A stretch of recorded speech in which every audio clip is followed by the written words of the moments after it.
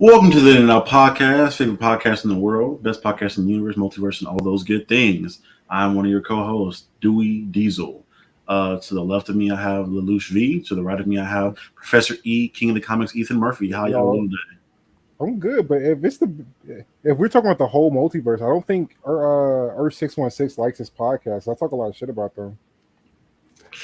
Hey, you never But, know. but, but in all fairness, you talk a lot of shit about all all universes. So Especially DC shit. We'll get into that too, though. yeah, we'll get Nigga, you didn't have to throw that jab. They already got enough going on as it is. we got it. Again, if you're timing it, that was Otis East with the negativity at 45 seconds flat. It's not in the record, but it's I close. didn't even say anything negative yet. And he wonders why we give him the Stink Meter moniker, and it's 45 seconds into an episode, some negative shit that already came out. But what exactly was negative about what I said? We not. Well, you I'm threw not. shade at Warner I'll Brothers. let you explain You that. threw shade in Warner Brothers' neck. They caught it. They caught it. I mean, I'm not saying they don't deserve it. I mean, but I'm just anyways. Jesus But, Christ. to answer your question, Dev, I'm doing good. How you doing, Brody? I'm doing excellent. I would say splendiferous, but I'm gonna save that for a special day. I'm not that good today. Okay. Not that sorry. good. I'm sorry, not splendiferous, man. Sorry. I'll get there. I'll get there by the end of the episode. Fair. Good. What about you, Mr. Lelouch? You still here? I'm good. Yo, I'm looking- Curtis? Curtis. Can oh. No, I was my boy Curtis was here. Yeah. But yeah, I'm decent. I'm looking forward to talking about this movie. I wish we were talking Sandman too, because I'm almost caught up on that. But we'll say that for next week. Yeah, I'm only like one episode in. Ethan's a maniac and like did the entire season in a matter of like 3 days somehow. I did. Yeah, I think he finished it like by yesterday, and it came out. I did. I started. It dropped like Thursday night. I stayed up late Thursday night. Skipped the gym Friday morning. Watched it before I did some work. Then stayed up late and watched it over chat with my girl late Friday night. And He said his girl. Hold on, wait a minute. We gotta talk about that at some point. Do we have to? I'm not sure how that. We don't have to. that we can. We'll talk about it. We'll talk about it. We'll talk off about camera. it. Yeah, I guess. But she wanted to watch it, and y'all know she's a doctor. She works horrible schedules, but when she got off work, we just watched a bunch of episodes. So Successful nigga shout right out to here. the doctor. An entrepreneur is ain't a doctor. That's crazy. This nigga living the LA life, boy. Wow, look at my son. I guess. But yeah. Anyway, but it's good stuff, man. So anyway, all that to say that I thoroughly enjoy watching Sandman. It's nothing to do with today, but I'll throw it out there. yeah, let's go ahead and get into bring the gameplay up and get started, guys. Okay. So obviously today, because we're gonna be talking about Prey, we're gonna be running some gameplay from Predator Hunting Grounds. If you guys haven't played this game, I encourage you to. I implore you to. We played it briefly, I think a year or so ago during the summer, and it was fun. It got a lot better from the beta, so I enjoyed it. I may return to it at some point. We turned the volume down on that song. Yeah, it was. I think it was what? It was three of us, and what was it? Stan? Yeah, right. Yeah, Stan. Stan's usually our fourth, anyway. Because I got them to play the beta with me, and it really wasn't hitting like that. And then we like revisited it like a little bit ago, like I think a year or so ago, and it was a lot better than with the homies. Right on. Yeah. That's definitely a game that you play with people. Like playing Very it solo much so. is not a. I mean, unless you're playing the Predator. Playing the Predator solo is it's a great experience. But playing the person solo, it is. But still, it's more fun to tear your boys apart than it is like randoms. I was talking maximum shit. It was beautiful. Even when we're killing you, you're talking maximum shit. Oh yeah. Wait till we get Dead by Daylight. Once you stream that at some point, it's gonna be all right. It's gonna be all right. I'm talking all right on. And they have a Dead by Daylight Resident Evil pack. Did y'all see that trailer coming up for that? I did not. I didn't know they were still doing DLC for it. It had Claire and Wesker were in it, and I was like, "Yo, I gotta get this." Wait, how much I love Resident Evil. You can play as Wesker as the villain, or is as one of the? He's a hero. No, he's basically the monster. Yeah. Which is dope. They that community is still very much alive. I didn't know it was, but very much is still a thing. It's growing. Yeah, it's getting bigger. Actually. Yeah. But yeah, getting into today's topics. Obviously, we'll start with the big thing in being HBO. For people that don't know, HBO is in trouble. Well, not even in trouble. They're not going to exist anymore. For people that don't know, HBO Max is going to be combining with another one of their Warner Brothers streaming platforms, being Discovery Plus, and they're going to combine those two things into one streaming platform together. apparently, HBO Max was very male dominated in the viewership, and Discovery Plus is very female dominated. So they're gonna try to combine the two, which I call cap on that because with a lot of information that's been surfaced since that original announcement, things are looking very much so weird. A big theory that is out there is that because for people that don't know, the government they're giving a lot of I think subsidies is the exact word for it, where if these companies basically produce a film and make no money off of that, the government will then give them a return on that investment. Yes, so it's a tax write-off, basically. Pretty much, yeah. So that is a big theory on why they've not only canceled the Batgirl movie, which was pretty much finished at that point. They've also canceled the Scooby-Doo Halloween movie. Well, not Halloween, but holiday movie that was in the works. That was, according to the directors on Twitter, was pretty much also done. Yep. So there's like 2 to 3 movies that were literally done and ready to go out, but they just scrapped them because they want to get that return investment from those movies. They basically have to make movies for free and probably release them at some point in the future. Yeah, there. Thanks again for the backup there, Curtis. But it was they were literally in post production on Batgirl. I'm not entirely sure about Scooby. They may have been in post production on that, but I know they were in post production on Batgirl, and that. And then they said, forget this, scrap it. Can you imagine, though? Can y'all imagine if you had – this is a really big break for Leslie, the lead of the Batgirl film, and I'm not sure how much work the director had done or the crew had done, but all of them were like, yo, this is really cool. We were really hard on this production for several months.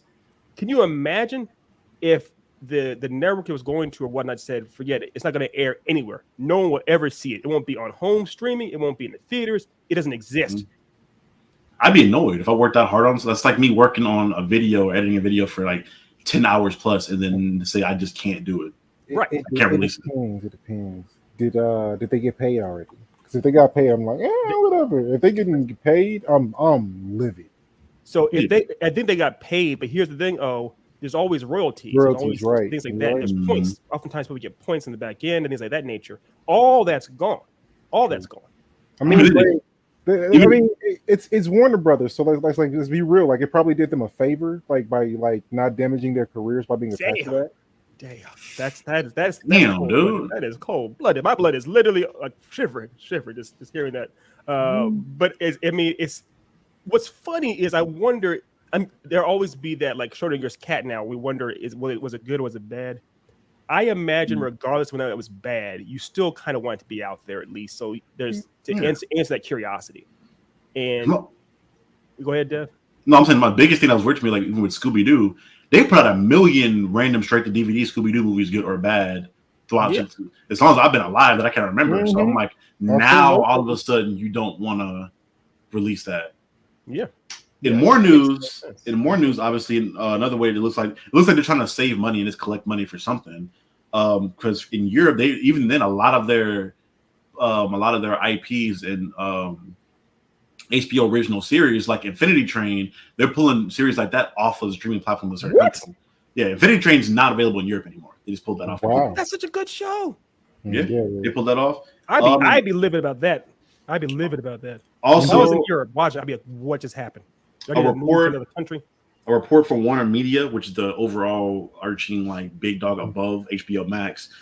Basically, their yearly maybe some budget, I guess, came out and showing what difficulties they were having in return on investments.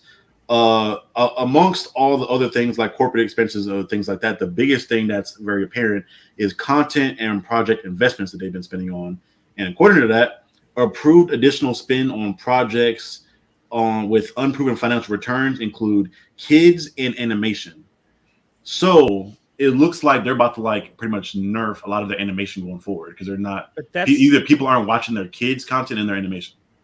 That seems false, though. I mean, if you think about how many, because there are so many kids out there, and there are whole channels like Nickelodeon, Nick Jr., Cartoon Network, obviously, that have so much kid content. You think about how Pixar has made an empire making. Obviously, the entertainment they have is family friendly. It's not just for kids, but kids are a big part of how they make money. The movies like Minions and that kind of stuff that are released, those movies make bank. They're almost guaranteed money makers because they know kids are going to go and see them. Even they're not that good. So the idea that they're saying, "Oh, our kid division isn't making money for us," when kids oftentimes also you have tie-ins of toys and things of that nature, and also merchandise like shirts and other things. It doesn't add up. It doesn't seem accurate. Well, part of that too, I think, is when you look at the things that are popular with kids, rather it be even with superheroes, Marvel was dominating that field, and they have a lot more kid-friendly content. DC, it just the innate properties of it being very dark. I don't think they have as many kid-friendly stuff, like especially with toys. I haven't seen a lot of toys coming from properties like Injustice or some other, like I guess the Batman. Like you see stuff for it, but because though that content is more adult oriented and aimed at an older audience, I think it's probably not more so for kids. Like it's not for kids to get involved in, obviously with the rating, but kids either just their parents aren't allowing them to watch it, or kids just aren't connecting with that content. So like, there's so many adult themes in it. And when I think of Warner Brothers, like a lot of their even their cartoons that they have that are more recent, like like Adventure Time, like regular show, it's more young adults and people our age that are into that than actually children. You know what I'm saying? Right. So, that's true. Because they have adult themes where like you have like the outer appearance of it being very simplistic, but they have really deep, like complex adult themes there, which even like Adventure Time and regular show, like you said, it's interesting. It's interesting to say the least, which means we're not going to get a lot more adult content from them. Because even with like the animation, like Harley Quinn and stuff like that, that's been popular as far as I'm aware. So I hope it means shows like that won't go away. I think a lot of the more stuff that'll be in danger is more of their Looney Tunes stuff. Which has already been on like the back burner. I mean, think about it. They don't even have the original Looney Tunes anymore on there anymore. Yeah. They had like three series announced though. They had like a Bugs Bunny one and like 3 other ones I didn't know about. If they come up though, what up, Zai? How you doing? What up, Zion? But what you just said though, based off what you just said just now, I wonder if they're going to get axed as well. Possibly, I see those getting axed. There's also like apparently a Velma adult series spinoff. Right. Mindy Kaling. I was excited about that, but I don't even know if we're gonna get that anymore. I'm never gonna get that either. It's this is a weird scenario, and I see what you're saying as far as how cartoons, especially with Warner Brothers, have been aimed at adults in their DC universe, and also the DC universe content. That's fair, but I think another thing is how there is some the what's it called, the Super Pets movie that's coming up. That's still aimed at kids. Even the multiverse video game, multiverses. They're still aware of their kids. They have more recently they just had the Batman animated series, one that had Diedrich Bader as the voice of Batman. It was like The Brave and the Bold, right? The Brave and the Bold was just a couple years ago. It's really, really popular. The Brave and the Bold was like when I was in middle school. That was a while ago. Well, no, but it was still running. It's still actually getting, because my niece. Was it really? Yeah, it was still getting numbers. Is it reruns, or are they like producing new episodes? I think it may have been the reruns, but it was still popular. It was so popular. Like, I mean, I guess that's the thing though too. Is like even if it's older content, if it's still getting numbers, it's like you mentioned Adventure Time. Adventure Time went off the air a few years back too.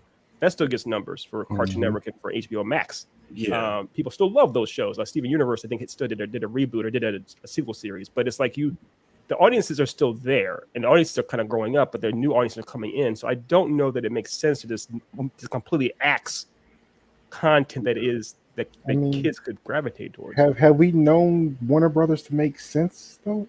No, and that's a real problem, man. That's a real problem. With them, you would think it'd be easy because they have so many IPs that people love to watch. Several IPs, man. And my whole thought process is I'm like, as we talked about Netflix, like even off stream about how, well, even in one of the episodes we did previously about how they announced that they were going to take like sharing of the accounts off, and we assumed that was the death of Netflix. And one thing we talked about off stream, people that don't know, is we were kind of wondering how they're making money, because within like the last couple of projects they released have been wildly successful, and how they're staying afloat through like their dead and stuff like that.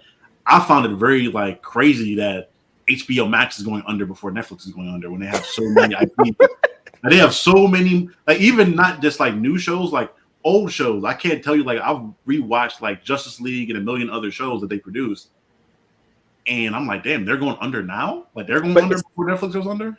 And it's like, I mean, in the movie, I call it a movie. In the advertisement, Space Jam 2, it shows all the things they have. They have Harry Potter franchise, they have the Matrix franchise, Game of Thrones.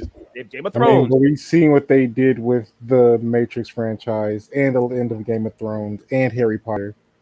But but they still have them. I know, yeah, Right. Harry Potter's with the newest stuff, but it's still the legacies of these things. They're still very big money makers, and people will still come to see what you're doing with these things. I know they have the new Game of Thrones show. I forgot what it's called. 3, I think 2. They announced 2, like a Jon Snow one too, right? Yeah, the Jon Snow one as Yeah, well. the new Game of Thrones series starts. I think that's like in 2 weeks. Yeah, it's coming up here. They have reviews for it. So you have all kinds of legacies and franchises at your disposal.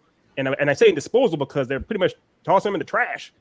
So I don't know. It's bizarre. All the cred that Netflix is trying to get, it had to earn by actually having new stuff like Stranger Things or Gray Man or even Sandman coming up, even though that was from the 80s originally. They've had to kind of claw their way to actually having people recognize them. Warner Brothers had this stuff from the jump from back in the day, and they kind of it was theirs to lose, and they found a way to lose it, which is bizarre. So a response for Curtis here, I agree somewhat. I feel like with certain stuff, like with Harry Potter and franchises like that, that spans multiple generations. Like there are kids like younger than me that love that show, probably love those series probably more than I do. And I grew up watching the shows and watching them on VHS initially. So Universal World, like the Harry Potter area of Universal, still popping like crazy. I still want to go at some point. It's serious moneymaker. Like stuff like that, I see it more Universal. Plus, on top of that, like a lot of those actors and places are international. Rather, like with Harry Potter being based in England and things of that nature, I think they have more of an international appeal. So I'd assume that they would survive, but I don't know. Maybe it's like something we're not knowing of, or they're just trying to get more money, or I don't know what it is. Me and Otis briefly talked about it like on a PlayStation party about the difficulties of being a creative when you get really in depth with business in general. Like when you look at content creation as more of a business than you do as a passion, which kind of happens once you get to a certain level. Things like this happen where it's difficult, where you can produce an entire movie, put your whole heart and soul into directing it, acting in it, and it just not come out because business stuff where they're trying to maximize the profits. It's crazy. Yeah, and because you're not talking about that. Yes, was it day before yesterday? I think pretty in depth as well, Dev. How it's just they are almost mutually exclusive. The idea of artistic integrity and the artist getting their message out, what they want, with the story they want to tell, or what have you, or with the product they're trying to create, and the actual product that the studio is trying to make money off of. The studio wants to make money. The artist wants to tell their story, and those two things oftentimes do not coincide well, to a bizarre extent. As someone who literally works now with multiple studios, I guess I should probably maybe leave them unnamed for this particular thing. Yeah, I see it happening more and more. So it's a bizarre thing. It's wild. But moving on, let's get into our next top. Well, okay, we got some wild shit in the comments. I'll let one of y'all handle that. Let's get into our reviews for Prey. So I'll save mine for last. I usually start off. So I'll let you start off on your thoughts on the movie. Okay, all right. So to answer your question, is Prey the best? Whoa! Whoa! We just lost Ethan. We have a magician in the works. Let me fix the gameplay real quick, and then hopefully come back. That was wild. Anyway, there he goes. He's back. Technical difficulties. We were. It was almost a perfect stream, and we fucked it up. Sorry about that. It was funny. Was streamer said you've been dropped. It wasn't your fault. It actually said it wasn't your fault. I don't know why it bothered to tell me that. Sorry about that. It's Charlie's fault. He always blames Charlie. I'm joking. But just as I was saying, to answer the question, is Prey the best Predator movie?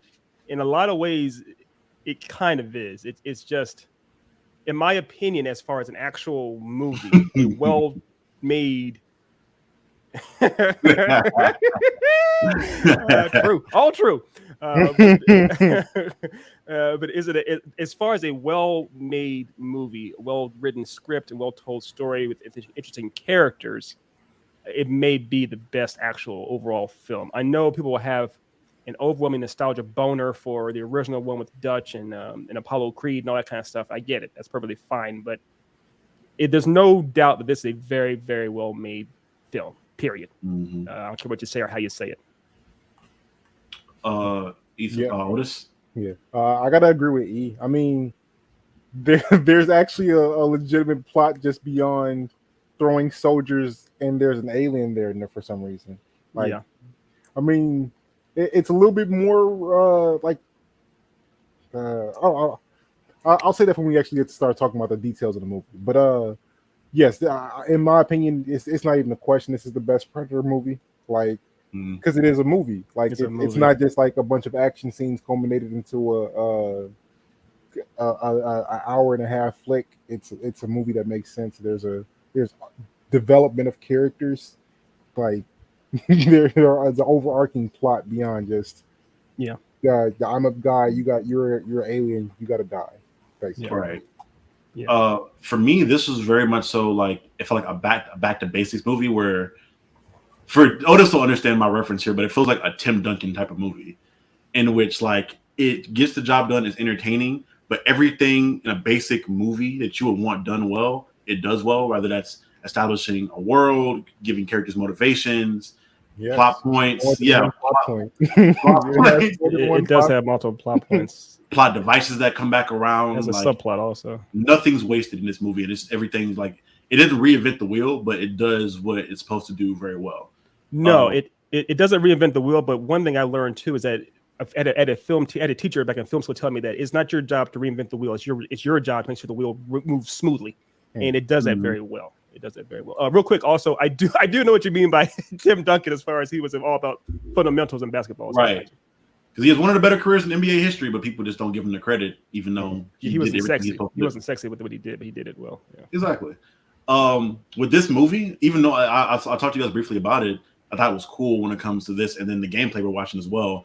A lot of the lore of the Yaojua, which are the predator people, the species, like in regards to like the type of weapons they use, a lot of this stuff you'll see is either in this game or in the comics later on. Like I think some of this shit he used to fight Batman in the comics. Which is like yes, it is.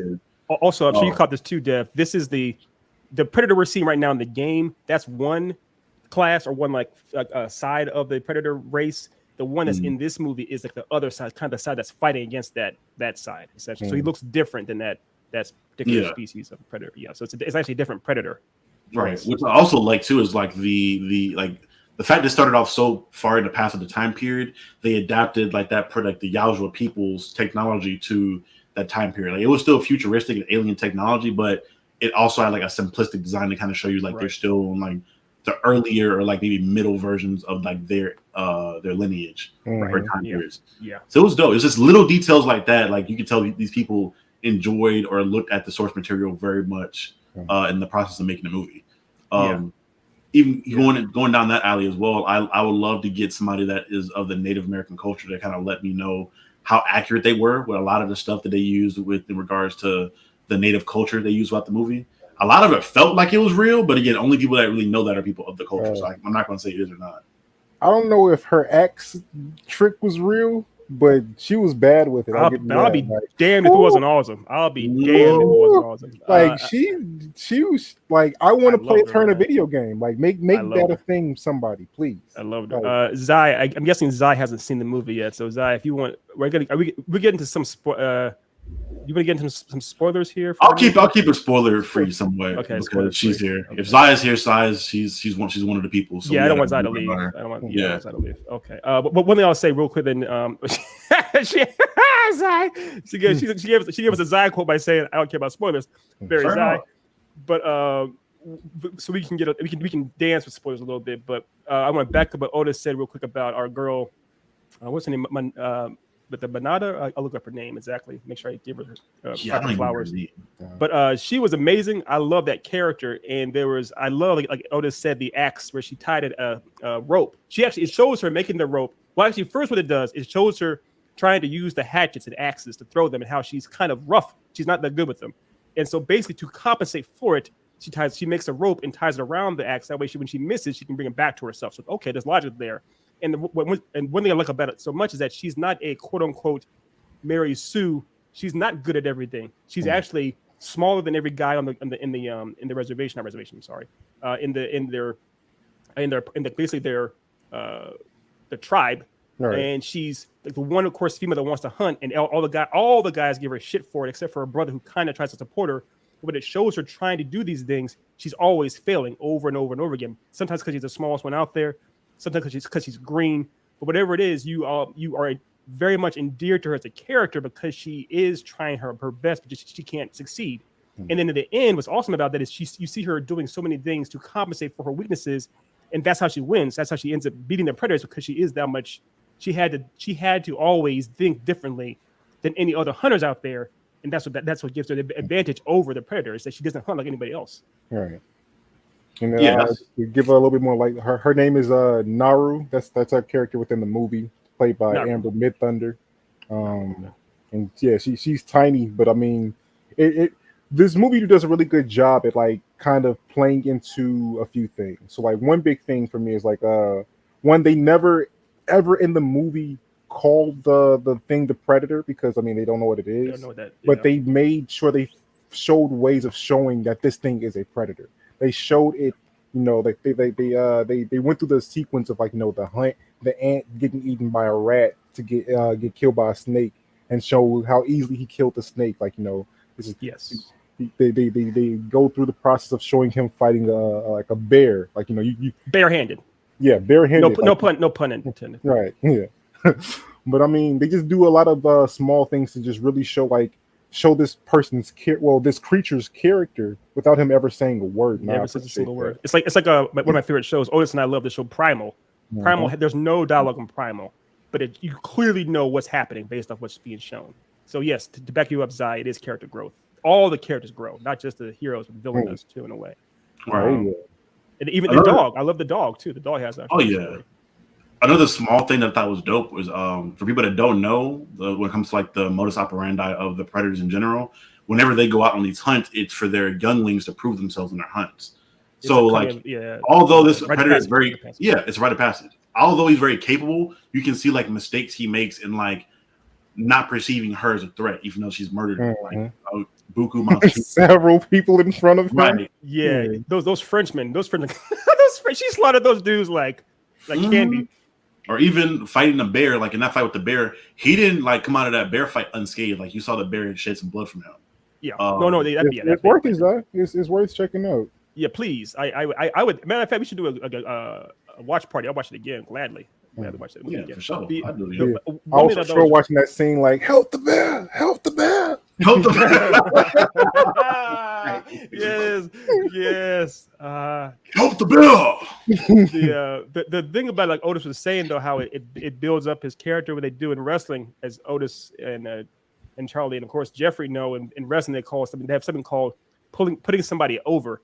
And what that means is you have for example, like a big villain or whatnot, or a big enemy, and you have somebody come in there and beat that enemy to show you how much more powerful they actually are. So in this movie, they show how early on our main character is hunting a bear, and of course the bear is like overwhelmingly powerful. She has no idea how to beat it, and then this guy comes in with his bare hands and literally like it tears the bear apart, and the bear's blood comes over his body, his camouflage body, to show how powerful he is, and B, just his mystique. The idea of having the bear's blood reveal who he is. It's like a symbolism. It's a metaphor. It's insanely well done.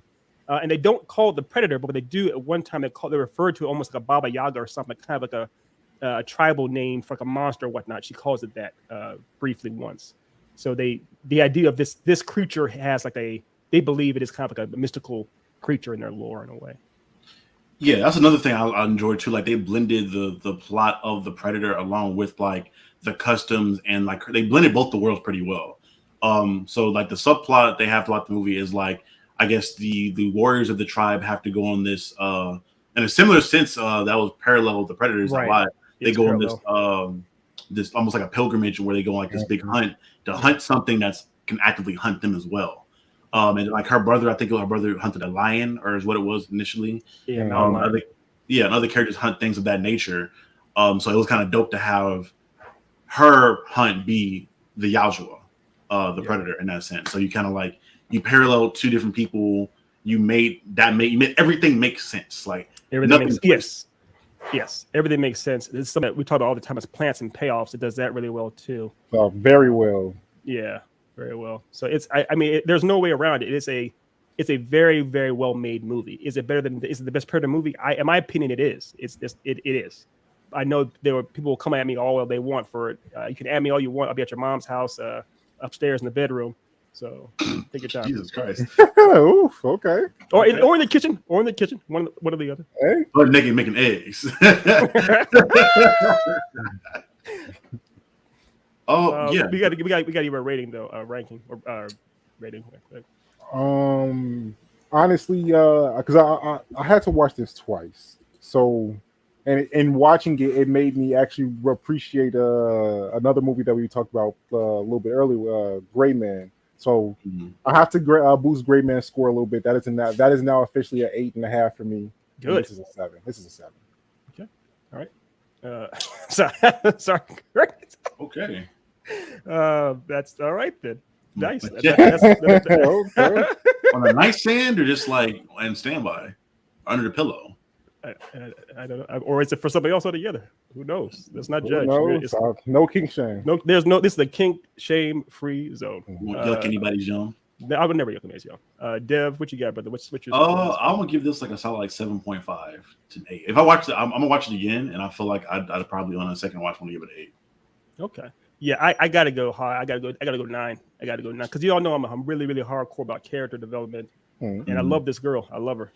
I just love the fact that it shows her making mistakes over and over and over again, but she's always trying. And then at the end, she realizes that's how she even says a line where she's like, basically, she states the idea because she is unseen or unrecognized as being a hunter or a threat, that's how she can beat him.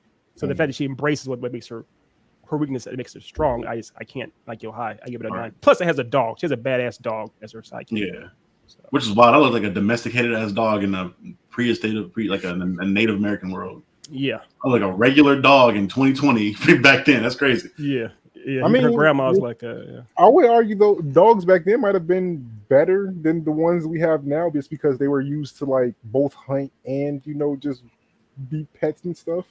They have more to do. You got to come down south, boy. I've seen some dogs like that. They be listening on command. They go hunt like it's a whole thing. I mean, there still are plenty of dogs that do hunt and stuff. So real quick, to answer your question, I saw the original about a month ago. I rewatched the original earlier this week.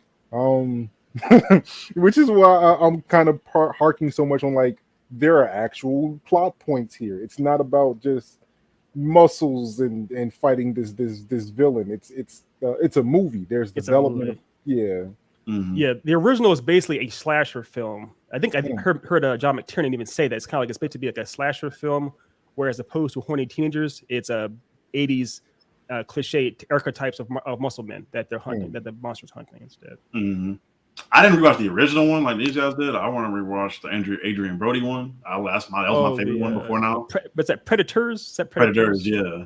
That was my favorite one before this one. I thought it was done the best to me because you get to see. Is that the one with the dog predator? I don't think so. That's the newer. That's the newer one. This is the one where they have like the 3 predators, and like the predators are also hunting predators and shit. The people are put on the predator planet, I think, or a planet for the predators, as opposed to be on Earth. Yeah. And Lawrence Fishburne. Lawrence Fishburne's in the movie. He's like a samurai too. He's like a samurai duel with the predator too. Yeah. That movie's wild, boy. It's entertaining. It's not boring. He was believing his own sauce. He thought he was really Morpheus for a movie, and so that's what I was. Well, that wasn't him. He was the one that had the samurai fight with the guy. It was another Yakuza member that they picked up. It was old boy, yeah, he did. But there was a samurai fight with a predator, which is a badass idea. So I mean, it's entertaining. It's Plus, there's a continuation of that movie in the comics where Adrian Brody gets like a predator suit. Like they respect him so much. They give him they make him one of the Yazuo because they respect him for surviving so much. Oh, right. Okay, that's pretty dope. Yeah. So I liked also how they had that movie actually is a direct canon movie as far as they mentioned Dutch and whatnot. And originally they approached Arnold to be the character that Lawrence Fishburne is playing. They originally asked Arnold to come back and play that role, and he was like, "Nah, I'm good." So but they do mention Dutch essentially in that movie, so it is canon in that regard. He'll come back and do 15 Terminators, but won't do another Predator. That's crazy. Yeah. So your boy, Curtis is saying also Predators was his favorite sequel. So yeah, and that's the same one, right? The one with Adrian Brody. Yeah, which is a fun movie. Yeah. Fair enough. I gotta rewatch the original. I've rewatched the one with Danny Glover before I rewatched the original. Oh yeah, that movie. I've seen that one more than I have. I've seen that one more than I have the original. That one is just. I'm sorry. That one is. Oh my goodness. That is a Jamaican movie. warlords and shit. It was I was like this is wild. Jamaican warlords in Again, New this York. was my grandfather, so he was a big Danny Glover fan. So Nah, I feel you. I feel we were you. If, watching let me ask you a personal question though. Have y'all ever seen a grown man sweat more than Danny Glover in Predator 2? bruh, I was like, ain't no way. Ain't no way. Like, it's got to be fake sweat. We talked about the Tyrese with the fake tears. It's got to be fake sweat. Ain't no way. Ain't no way. He'd be dehydrated. He'd just be dehydrated. There'd be no liquid in his body left. If that was true. It was humid out there. That's what happens. It was humid. But let's go ahead and transition into our one of our show segment. You want to go ahead and roll the footage on the beautiful bean footage. All right, Brody. 1 second. I'm sorry. I'm crying so hard on this shit again. Yumiko every time kills me. I'm just like, oh my god. It's time for the blur down.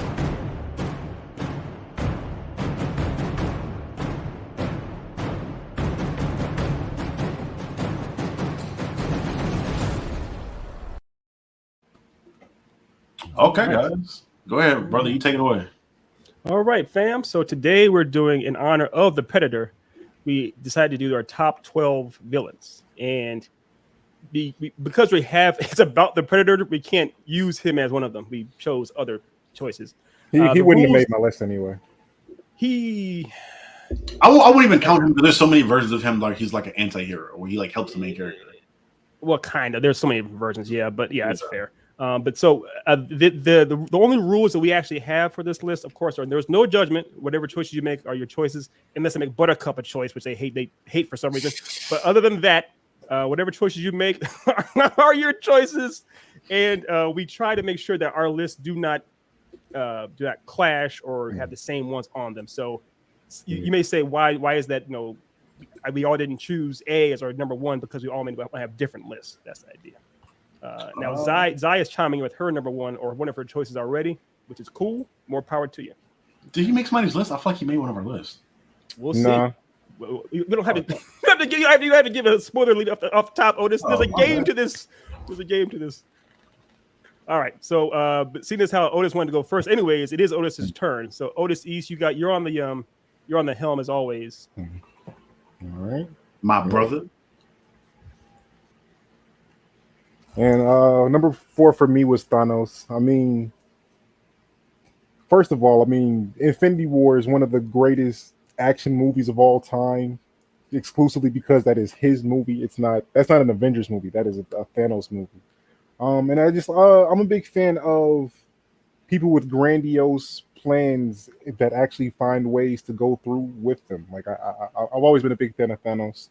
I know he's a derivative of a character that we're going to talk about later, but I've always had a little more of attachment to him than the other one. I'm sorry, real quick question. Mm-hmm. So the other one does predate. I can never remember. Yeah. The other one predate. Okay. Yeah, for sure. Sorry. Like marginally. He's old as shit. Well, they're both old as shit. I couldn't much one was first. Okay. So I'm sorry. Go ahead, Otis. Just adding on to that. I love the fact that he is a constant huge threat within the comic universe, not necessarily the MCU now anymore because they killed him off for whatever fucking reason. But he's just been in so many great runs, either be the main villain or to do what Ethan was talking about earlier and be put over for someone else. Like when you think of like Secret Wars when Doom rips out his spine and stuff like that. But I don't know. He's always been very iconic to me, and I had to give him his kudos here. Yeah, no, I'll fuck with him. My favorite moment is from. Oh, go ahead. My bad. No. Real quick, let's address. Hey, what's up, Rain? Good to see you back in here. You can. Long time no see, dog. Yeah. But yeah, my favorite moment from him was during the Infinity Run, where he confronts Black Bolt on the Inhuman world. Yes. And he's literally just tanking the super Like, take your secrets with you to the grave, and then fucking face plants him in the fire. I'm like, Thanos is he like that for real. Yeah, Thanos is a. And what's also awesome about. I'm sorry. No, I want to say, but also what's awesome about Thanos is how in the comic books how he's doing all he's doing is because he's obsessed and falls in love with death. So actual because Death in the Marvel universe is a being, actual person, as a female also. So both Deadpool and Thanos are actually in love with Death, and so a lot of the things that Thanos does in the comic books is to appease Death more than anything else. Did Thanos curse Deadpool with immortality because he was petty? I know he was. I think he was the one that cursed him, right? Cursed with it. I know he. I guess I'm not sure if it was Thanos that did it to him, but I know he does have it. Yeah, so you couldn't be with Mistress Death. I was like, damn, you were petty, Thanos. That's a petty nigga, boy. That is very petty. Very petty. I mean, there are cock blocks, and then there are cock blocks, and that's up there. That's up there. And then I mean, all the stuff that happens with his son. His son hates him to the point where he went and goes and takes over the Phoenix Force just to try to take him down, and still couldn't do it. He was like, forever like LeBron, fucking kids. Right. Yeah, no, I feel you. But then, so I guess we'll go ahead and move on to. I mean, we can talk about Thanos forever. I love Thanos to pieces as well. Yeah. But moving on to Dev's number 4. Oh yeah, Cersei Lannister, boy. This was like one of the first times that I can remember where like I saw a character in a show, and they did so much fucked up shit. I was praying on their downfall. Like I was waiting for her to die in the worst way possible. Which is why I'm so mad she died and she got off easy at the end of the show. Because she put so many people down in the worst way possible. One of the ones you saw, bro, blew up a church and like incinerated people. I'm just like, bro, she has to die in the worst way possible. Yeah. But that actor, that's just a credit to her. Actors like her and on the caliber of like her, Anthony Starr, people like that, where they play villains so well, where you just dislike them because of everything they do, and they're unhinged and do what they do really well. I loved her character. I love the actor. I'm kind of hurt that what project was she taken off of? She's taken off of something? There was a movie recently that was coming out that she was supposed to be a part of, but she got taken out of. Batgirl, because Warner Brothers is crazy. I'm kidding. I don't know. It was something like it'll come back to me later. But yeah, I low-key I want her in the MCU for villains because I think that's the biggest department where the MCU lacks villains. So when I heard they were going to bring Anthony Starr in as Dracula and Blade, I'm like, yes, we need more good quality villains in there. Because for me, just don't kill them off immediately. Just they can let them linger a bit. They can linger a bit more. Curtis, oh god, me and Curtis have ranted about that movie enough. So I won't do it on here. But yeah, come on, Gore the Kid Snatcher. He wasn't. That's actually kind of a worse thing if you think about it. If your name was the Kid Snatcher, I'd be like, Thor Kelly. Yeah, but I think because Lena Headey, that's the name of the actor that plays Cersei. She was on, I think it was a previous project, was just that Terminator Salvation, not Salvation, the Terminator show on Fox, where it was about John Connor, the Sarah Connor Chronicles. Mm-hmm. She was Sarah Connor, and she was great. She was the hero on that, but she was great. Oh, that's what it was. They cut her out of Thor. I couldn't remember. Thank you, Curtis. Okay. She's supposed to be in Thor. Supposed to be in Thor. We cut her out of that. Yeah. But she's a great. You're right. She's a great actor, and she can do both heroes really well and bad guys. She also was in a movie that Otis and I love a lot. I'm not sure if you've seen it before, Charlie. Dredd. In Dredd, she was Mama. She was the name. That was her, wasn't it?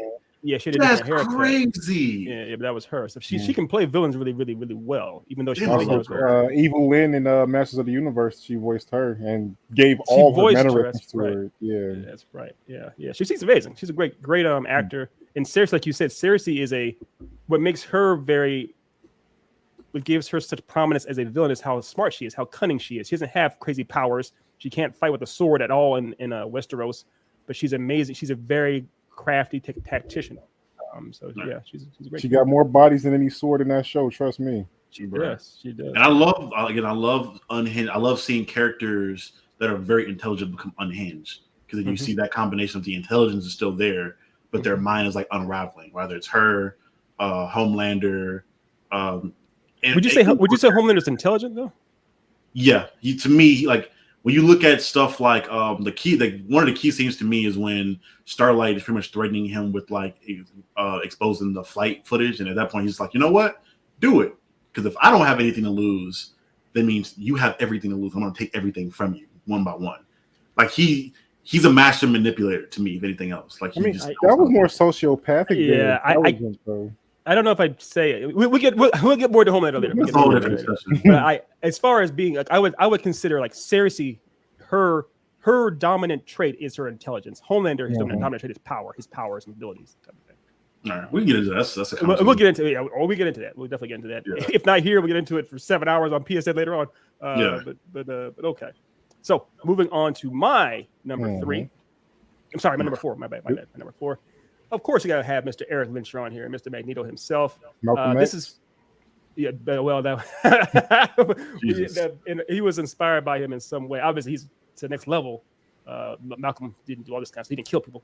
But yeah, Eric Lyncher, or aka Magneto, was just, he was a boss. He was the greatest as far as. What did Otis just say? Allegedly. Stop. Negro, stop. Get canceled. Literally canceled. Like, we're not doing this. But Malcolm Little's estate. But the reason I like Malcolm, I called out Malcolm X. The reason I like Magneto so much, is because you see his motives. You understand where he's coming from. He's a very much a sympathetic and a tragic villain. He didn't really have. He survived a fucking Holocaust. He never really had a fair shake at things. And what he wants is ultimately, he wants justice for his people, and he kind of takes it one step too far at times. However, there have been times when he actually has led the X-Men as well. So he's not purely evil, but he is on some level. You can one way or the other, you can see where he's coming from. You may not agree with it, but you can understand it, and that's what oftentimes makes for a really good character as the game crashes. But I also, the portrayal that's done by what's his name, Michael Fassbender, watching him actually go through what he goes through, actually seeing his pain, is awesome too. So yeah, he's up there for me. Yeah, Magneto's always been a well-written villain. Like he's always been compelling. You always understood exactly why he is who he is, and that's something I always respected. Like, like some villains are just like evil for the sake of being evil, call off Joker. But like he's been through things to get him to that point. He's not like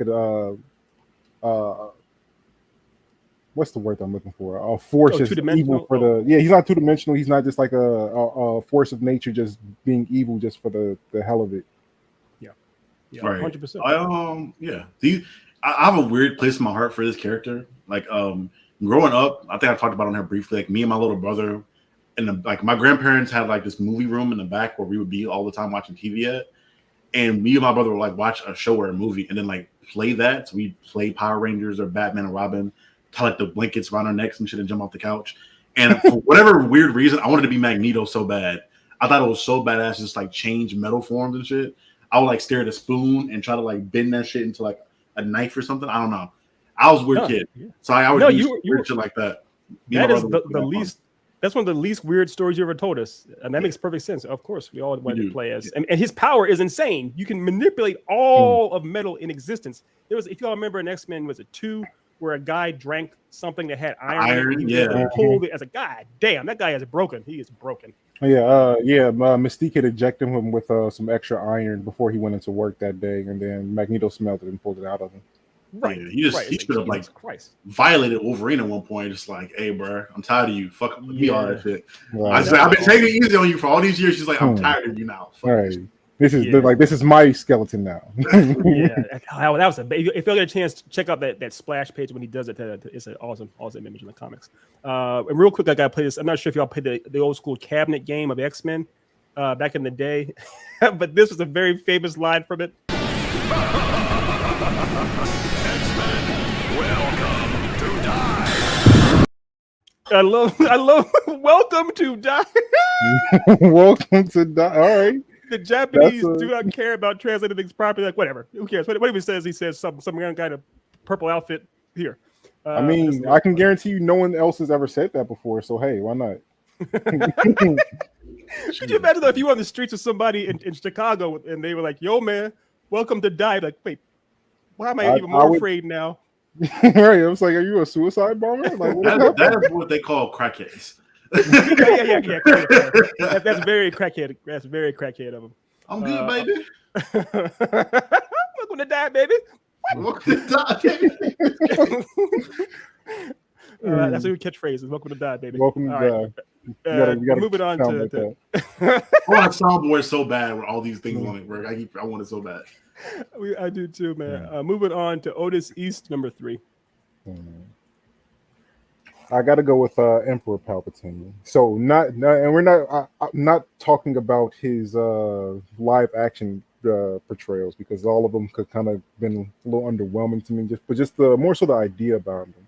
Like this man is so manipulative, where he literally controlled two sides of a war at the same time. Same time. Like for years.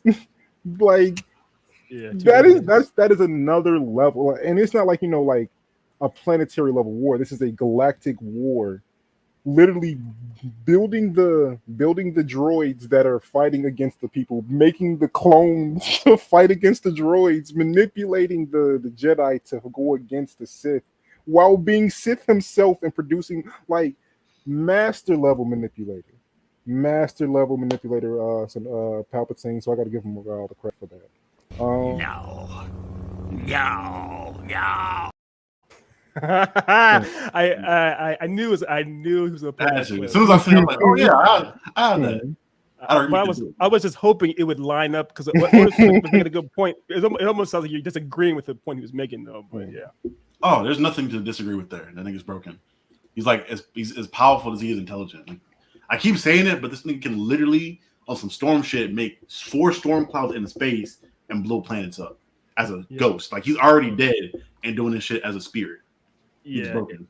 That's the definition of broken. Like that's broken. But I agree. He is. I mean, that one part I'm not the biggest fan of. I'll be honest. The biggest fan of Episode 9 of Star Wars. Was it Skywalker or whatever it's called?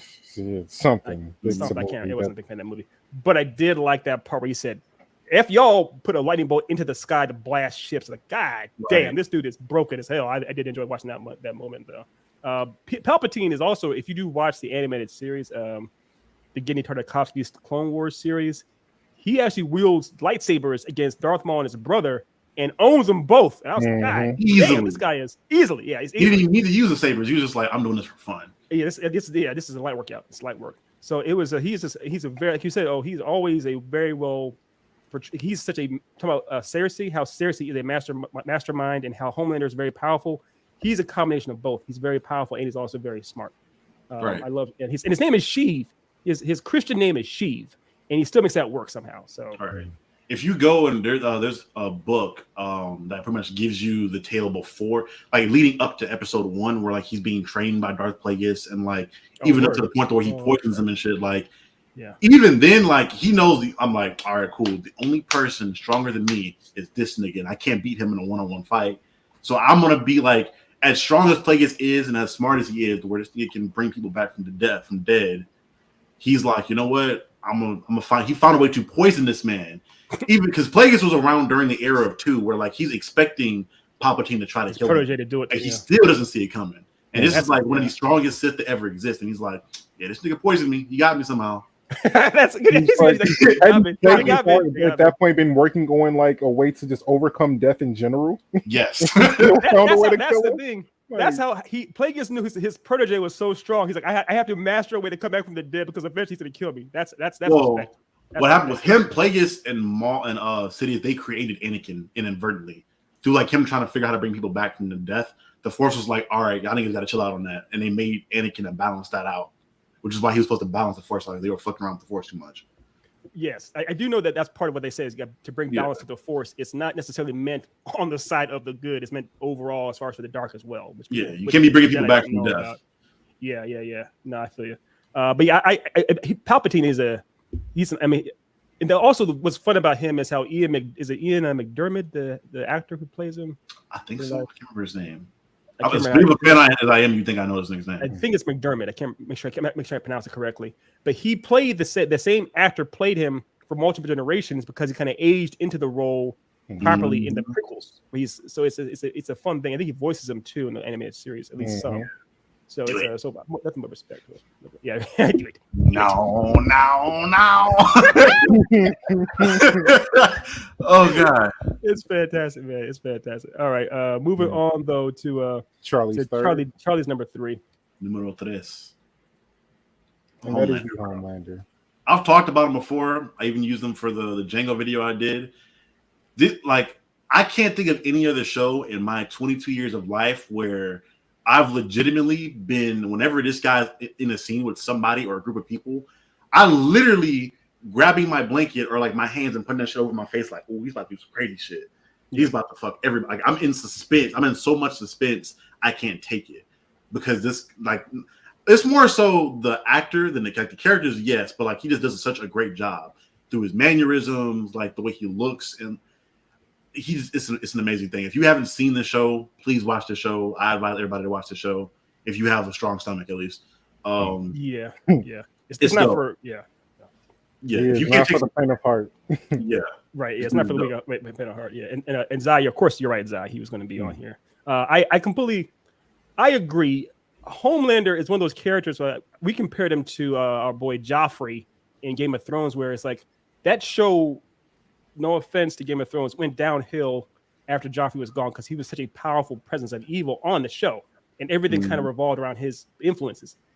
If Homelander ever leaves the show, it's like, what's the point? What are we doing? He's too powerful of a presence to not have on that show. He's too important, impactful of a presence to have on that show. He's like, what Anthony Starr's done with that character, though, in the comic book, he is much more of a almost two-dimensional basic villain in a way. He's not nearly he doesn't have so much depth. And of course, that's the writing from Kripke and all of them, but Starr's portrayal of him. There's a scene from this past season where he's like, looking at himself in the mirror, and it's like a version of himself talking to himself. It's like that. His performance also with the character is just perfect. Chef's kiss. So I love Homelander. He's an amazing guy, and ultimately he is just a very powerful bully. But still, there's more depth to him even within that. And that's the thing too, Curtis. Like whenever you think you've seen him fully crazy, or whenever he's on a break, he's just like he's not there yet. It's like just a little bit more crazy he has left in him. He gets progressively crazier as the show goes on, and I'm just like, where does it stop at? Where does it max out at? I think it was it. Zai said. I mean, here's what I say about that, Zai. Anthony Starr seems like a nice enough person. I've seen him in interviews outside of his characters, but I have no desire to meet him in person or be with him in a dark alley. I'll meet him in person, but I got a strap on me. I'm not going to be in a dark alley with that man by myself. And trust him. Who do you trust more, Anthony Starr or the dude that plays Dexter? The dude that plays Dexter.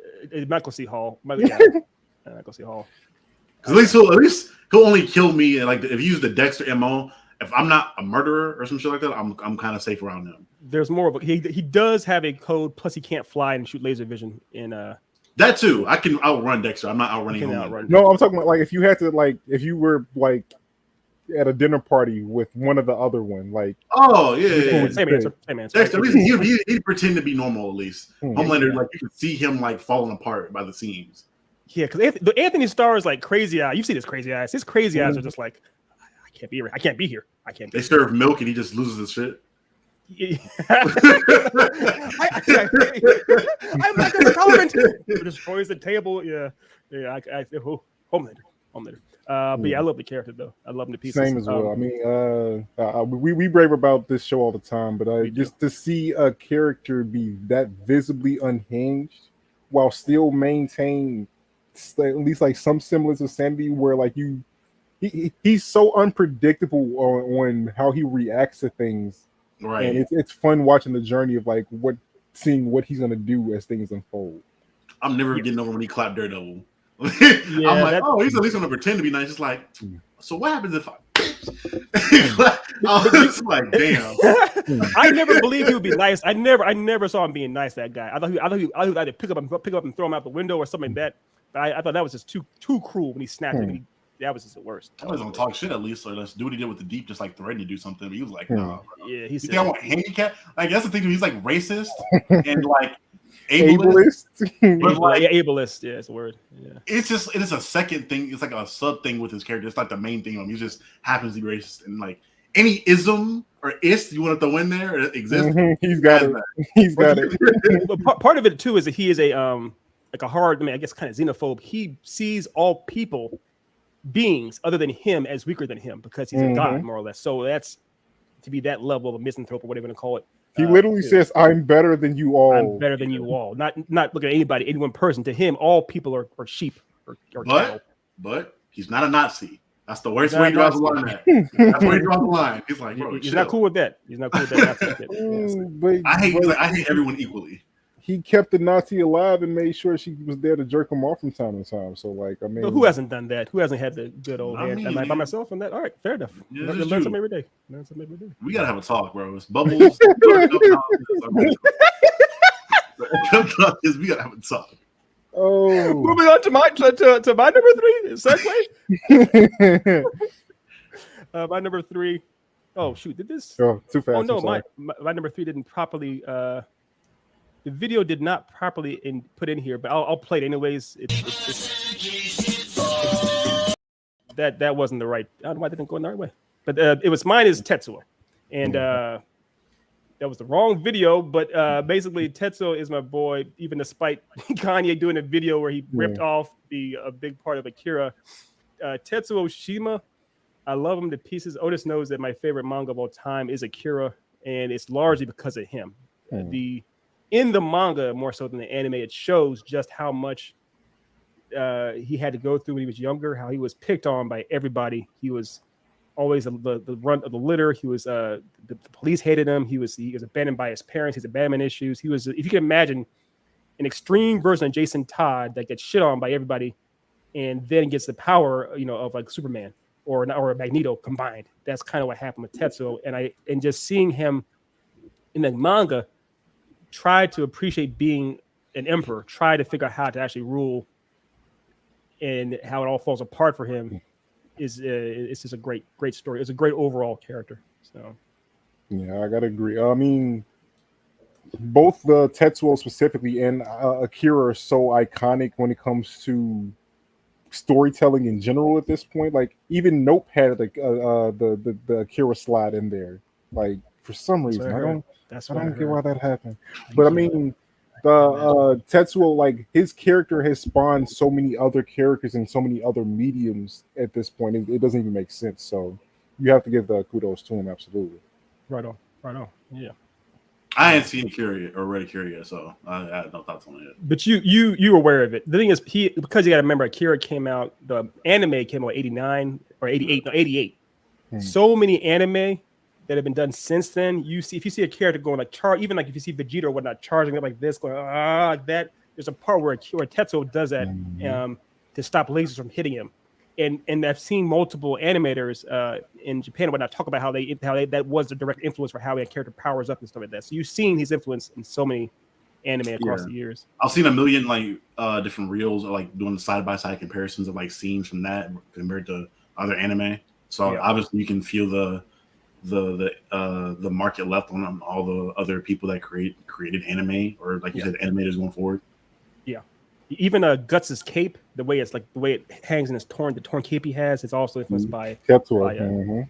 Yeah, I'm gonna check it out. I'm gonna watch it at some point. We'll probably do a video on that. Honestly, that's what we'll do for our Patreon. We'll do a review to that watch along for that movie. It's 2 hours long. Okay. But anyways, moving on to Otis East number 2. Oh man, my number 2. Right on. And I go with Lord Eisen. Come on now, we're talking about master manipulators. He has been running essentially the world of Bleach for hundreds of years from behind the scenes. He's literally the reason why our main character exists in Ichigo. Like, this guy is plans on plans, experimenting and planning at the same time. This man is insane, virtually unbeatable. Like, there's so much respect for Eisen. I can gush for forever about him, but I'll keep it short. Today. I heard we got to do a whole Bleach. I know we do. We have to. Yeah, we do. When that season comes back, it's a wrap, boy. It's no secret I'm not the biggest Bleach fan, but I do respect Bleach for what it is. I know it's part of the big 3, and I did see something before in my research how people have compared Eisen to basically a Mr. Sinister meets the Beyonder from Marvel, mixed also with like a Master Samurai type of thing. So it's like that's a very cool type of character. So I can dig that. He's broken and is only beaten by plot. I don't care what no one says. There is nothing but plot that defeats Lord Eisen. Like, nothing else but plot. Yeah, that's the weakest way to go. And that's where, like, with me, the only villain reveal I can think of better than that is the Madara one, because just like it was so iconic and was so built up. Because this Eisen reveal, bro, that's one of the times I genuinely did not see that shit coming. I'm like, That's fair. That's off through the slick the hair back and just when like that nigga did this, did the Pat Riley shit. We did this Pat Riley shit, and then turned up Pat on Riley. He said Yeah. Pat Riley. hair, and Yes, then he niggas were did. just Took off the glasses. Did they also don't they actually kill him? Right? I mean, spoiler. They show him like it seems like he's dead before that for a while. He's like pinned to a wall. If I remember. Pinned to a wall, dead. Yeah. And then he does this shit, and somebody tries to fight him, and they get just like torn to shreds. They just like, and he's not even moving. Yeah. I don't know what it is with characters where like people are dying and they're not even moving. It's just like some nonchalant, like, fucking thousand. Yeah, like he's smiling and you just see a bloody body falling in tatters, and it's the main character. Like it's fucking Ichigo. Like, come on, man. That is different. So let me ask you this, because had this. Who do you think is a better master manipulator? Is it Palpatine or Aizen? That's actually difficult. I say Palpatine because he won for a long time. Yeah, but Aizen was around for thousands of years. Yeah, but Aizen was in control of the Soul Society for a few thousands of years, and knowing he was still weaker than the Captain Commander, and still finding a way to maintain control. That was his final plan, though. Like Palpatine's final plan was to take control of the galaxy, and he did that for at least like 20 to 30 years. He was ruling with the Iron Fist, and was the strongest person in the galaxy. So I'm just like, hey. By the way, shout outs to the Aizen team. Yes, I love it. That'd be Aizen team. broken as shit. Aizen team is dope. Y'all agree with that death battle they had with him versus Madara? They had one with Palpatine versus Madara? No, not Palpatine. Aizen versus Madara. I refuse to watch those at this point. It was kind of solid. Who won though? I'm curious. Madara won that one. Madara got hands though. Yeah, that was more like in like what the key meant versus the spirit shit, and how that you know how they operate with that. I'm not mad at it. It wasn't to me. It's entertainment. You can't it's all such hypothetical theory stuff anyways with these things. But yeah, I see it. Before we make Otis angrier, talk about death matches. We'll get into another god tier level character with Mr. Wilson's number 2. Yeah. Mephistopheles, niggas. This is the literal devil. Literally for like almost the dawn of existence, him being a hell lord. If you've encountered this man, your life has been fucked up to some extent. Whether that's him making deals with you. Like if you want to get to, let's say you want a deal to get taller.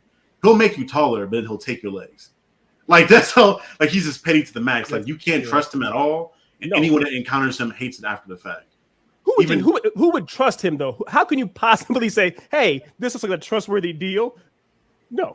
Hey, bro, people do it still. Like literally in the Bible, like in the because they use Judeo-Christianity to some extent in the Marvel universe. People know him as the devil and know what he's about, and niggas still make deals. Doctor Strange has been forced to make deals with him multiple times, and he already knows what's up. Like Mephisto, like I think what was it? When Galactus got the power, Dormammu got the power of Galactus, or vice versa. Doctor Strange pulled up behind Mephisto pulled up behind him like, "Hey, what's good, my nigga? What's good? I know you need some help. I can help you out. You know, you just gotta give me that soul. You gotta run me that soul, my boy."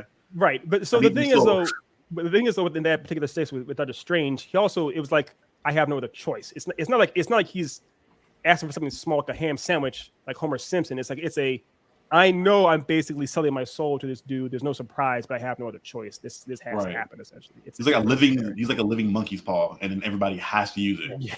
He's literally a living monkey. Yeah, he's a living monkey's paw. Yeah. Everybody tries, and he's just like, "Well, you tried, and now I have your soul."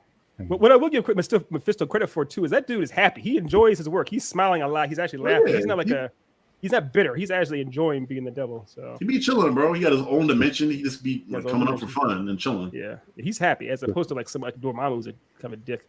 That's Johnny Blaze. What's up?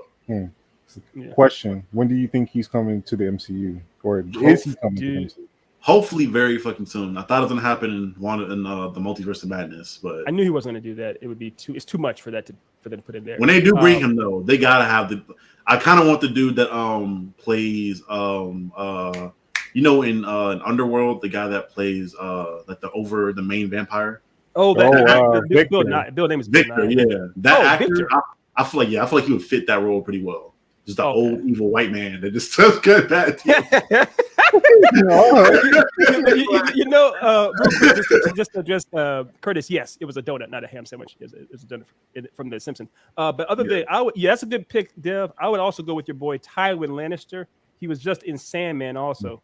Mm-hmm. He would be a good Mephisto. Yeah, I don't mad at that either. Yeah, I know exactly what you're talking about. The old man that kept him in prison, right? Mhm. Yeah. Those are just like when I think of like Well, evil old white men, like those are the two guys I picture in every role because I always see them in those roles. I'm like, damn. Nah, those are good. Otis, what's your pick? to play Mephisto, I wouldn't be mad about like Anthony Hopkins doing it. I mean, like, Oh yeah. I mean, but Remind me if that's going to bias for who our next character is, though. I mean, That's a little biased. Also, I think would be fun is if Idris Elba played him, because Idris Elba has played. He played Shere Khan, but there was a role I can't think of. But he was I remember Idris Elba being kind of like a darker villainous character. Come on, Harder They Fall. Yes, he was that in Harder They Fall. He was that too. He plays a good villain. Yeah, I can see Idris Elba playing it kind of because he didn't have to be boisterous, like laughing over the top. But he can just have his hands behind his back, big, huge grin kind of thing, smiling as. So yeah, I'll put those two. All right, now on to was it my number 2, fam? yes, sir. Okay, yeah, right on. And as Otis teased it before, I do love me some Hannibal Lecter. I know that sounds dark. I don't mean like that, but I mean the character is so well done. When the book Manhunter is a great portrayal of a character as he first gets his origins. Essentially, there's a line in that book where he says, "Nothing happened to me, I happened." You like to think that a character or a person is the way they are because of what happened to them in their past. The whole idea of nature versus nurture, and he's saying, "No, I am evil because I choose to be evil. I do what I do because I like to do it." The end, which is the real definition of scary. That someone just is that way because they are that way, and that's nothing you can do about it. And he is extremely intelligent. He is extremely capable, and it's just but he's also extremely charming and engaging to watch. So I just love Hannibal in every iteration. And he's had multiple iterations. He's had everything from Brian Cox to Anthony Hopkins to Mads Mikkelsen, and all different portrayals of him in the books. Also, all of them work really well. Did they base? I think I don't know if it was a specific run of the Joker or just the character in general. I think it was based around him, right? Yes, I think it was the one that Grant Morrison did. Yeah, well, that character is very interesting as a character study. Yeah. He was real sneaky putting Hannibal Lecter onto his list because he knew I was going to put him onto mine.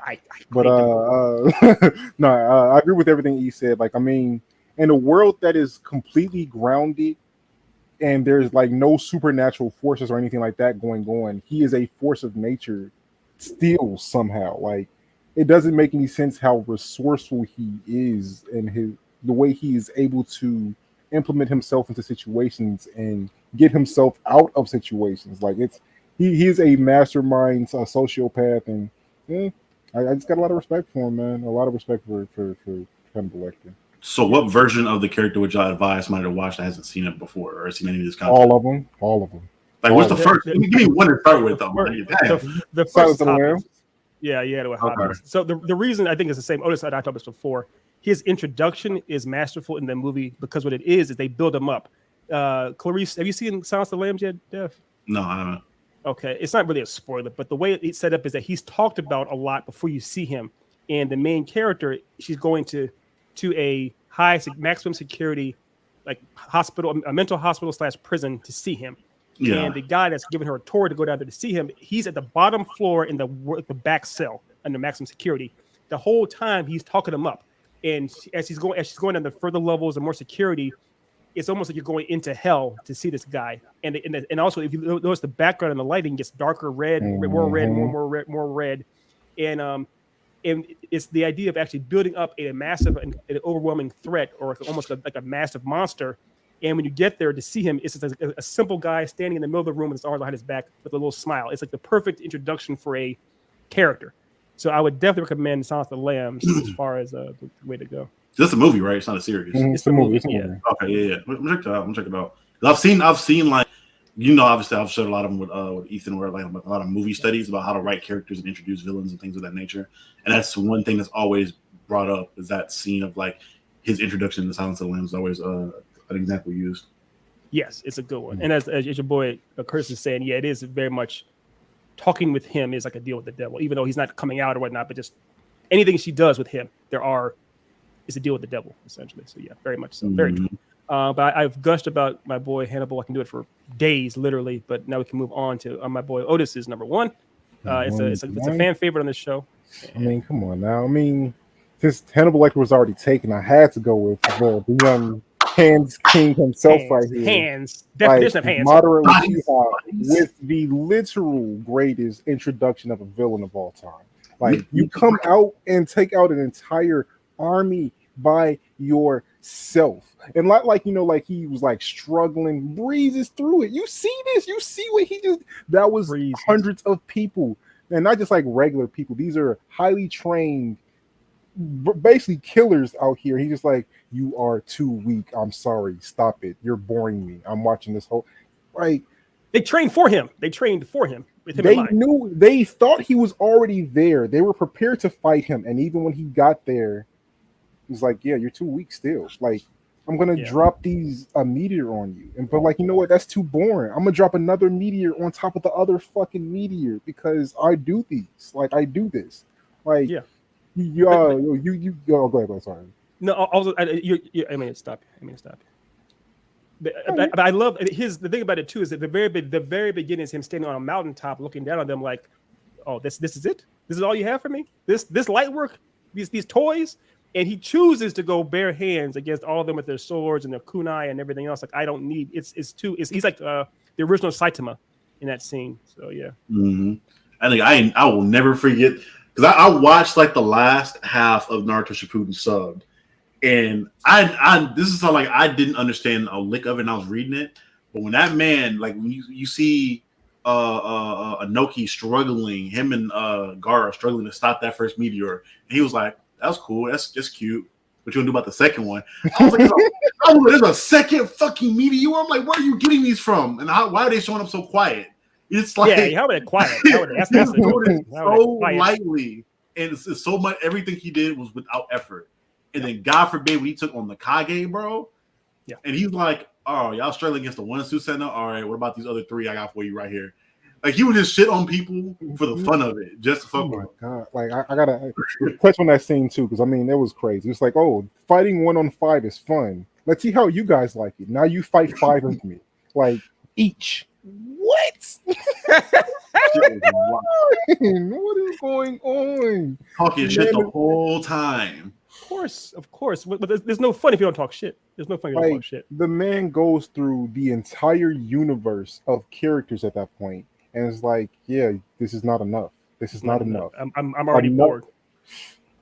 It's like enough, but unfortunately, he was written off in plot because I mean, let's not get into that. Let's not turn a good moment into a bad one. Right. Even in his final form, like he's doing light speed type shit with attacks and like fighting you in a different dimension. I'm just like, this nigga's broken. He's broken. Yeah, he was the definition of broken. I love also the simple thing too, where there's a part in that clip we just saw where he earlier a guy says, "Don't look at his eyes. Don't look in the eyes." But you see Madara looking around with his eyes real quick, like studying everyone out there. Just kind of like the idea of him getting, like, putting all the information into his body, into his mind at first, and is taking it all in and doing this stuff. It's a very fun. He's a fun character to watch in action. Put it that way. Yeah, I'll rewatch that fight at least monthly for some reason. There's no reason. I love introducing people to. I love introducing people to Naruto just so they can get to that fight. There are like 3 fights. Once they get to that, I love seeing my homies' reactions because they lose their shit every time. Yeah. So one thing I'll say is we eventually we're going to have on our blur down. We'll have a top 10 introductions. We will allow Otis to use that one again, or whoever wants to use it. I'll steal this shit first if I can. Yeah.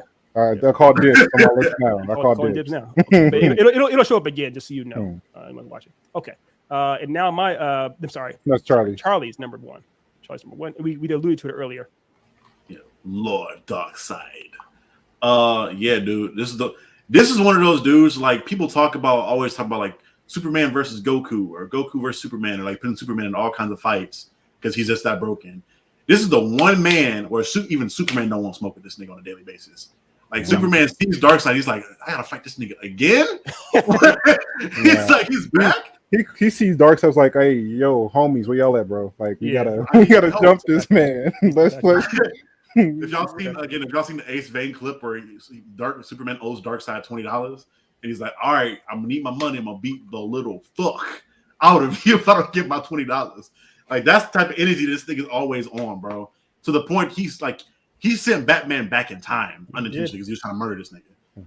I still don't understand how. Yeah, he hit him with Omega Beam and he didn't kill him. It sent him through time. I'm not sure how that happened. I can't even remember. I don't even remember. Batman plot. Batman. Yeah. You asked me one time before, Otis, who has the most plot armor? It's either Harry Potter as a baby or Batman. At least Batman planned shit out. The other niggas just be happening to him. Yeah.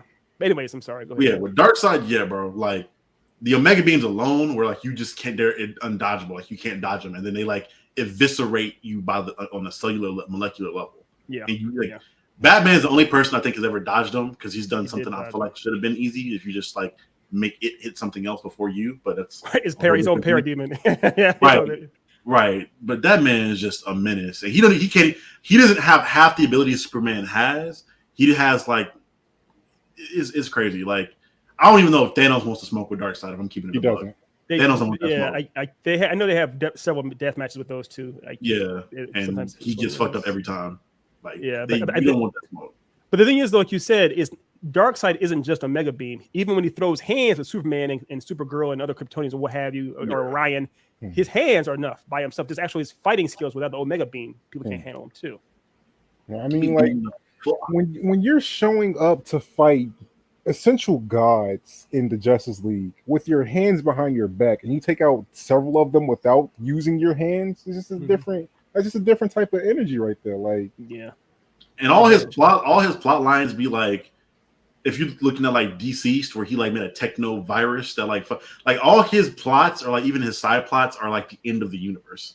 Like there's no in between. He's searching for the anti-life equation. Like everything to die. Man. He doesn't want. He's a living Black Force. The Black Force one. Yeah, Black Force. Yeah, and also his name, his planet is called Apocalypse. Like I mean, that's pretty.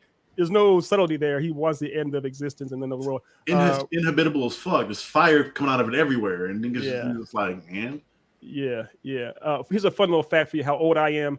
Because when I was a kid, there was no like animation or movies featuring this character. So I had some friends. We weren't sure how to say his name, if it was pronounced Dark Seed or Dark Side.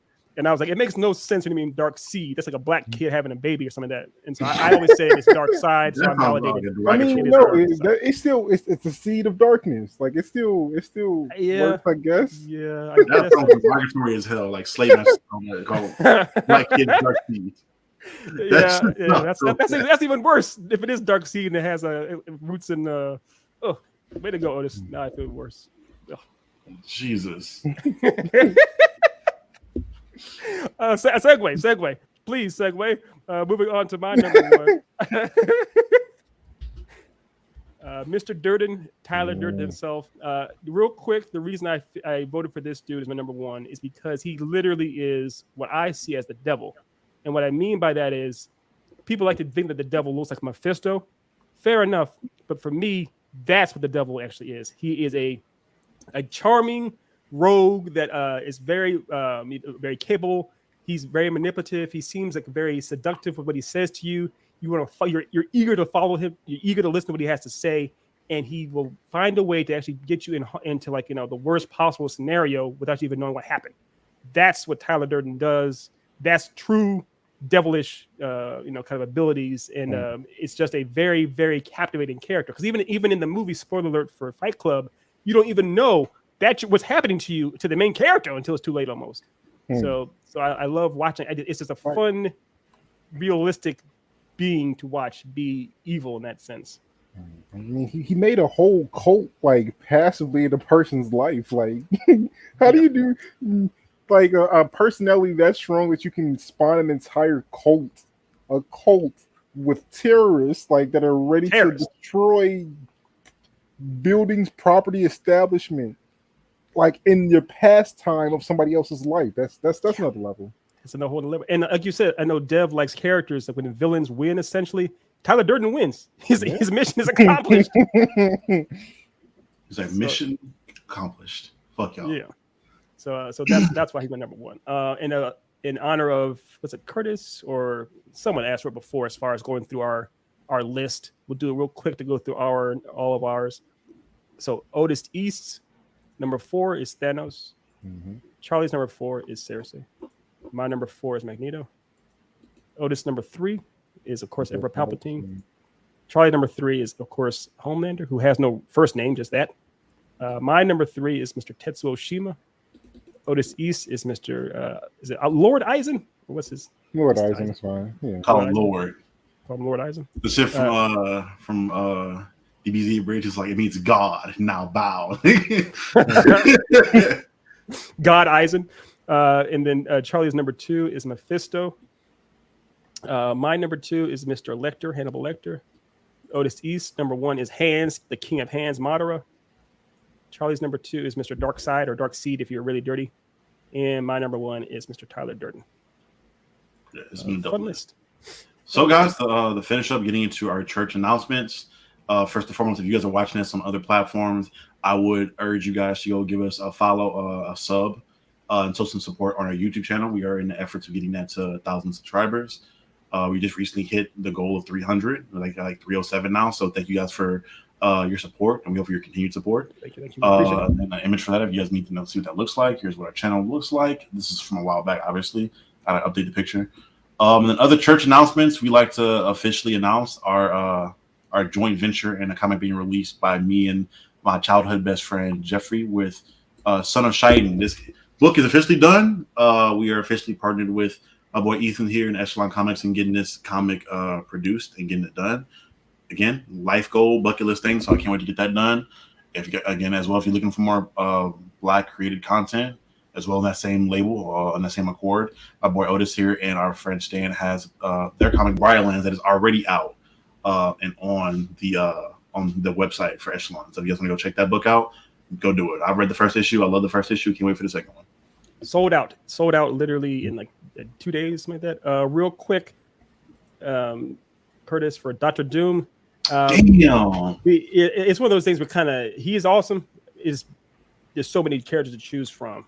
Like he is awesome. Doom No and shade. Joker, they make so many people's lists. I wanted to give more chance to people that are talked about slightly less. Yeah, He's in my mind. Honestly. If I would have remembered him, I would have put him on mine. I would have probably would drop Cersei, honestly. And also, like Doom is also in a weird spot right now too, because like he's technically a hero right now. Yeah, like not even like he's a full hero right now. Yeah. So, We'll see for how long. And also for Zai, if you aren't sure if you follow us on YouTube, go ahead and hit subscribe. If it says you're subscribed, don't hit it again. Hit unsubscribe. But if you're not, please. If you go to the channel, subscribe and hit that bell. Yeah, hit the bell too. We want to get her back on the show too as soon as possible. For sure. So yeah, that was a good episode. Yeah. So again, thank you guys so much for your support. We hope for your continued support, and we will see you guys next time on the next episode of the Then and Now podcast. It's like, why did you put the Tetsuo slide in Nope though? Like, why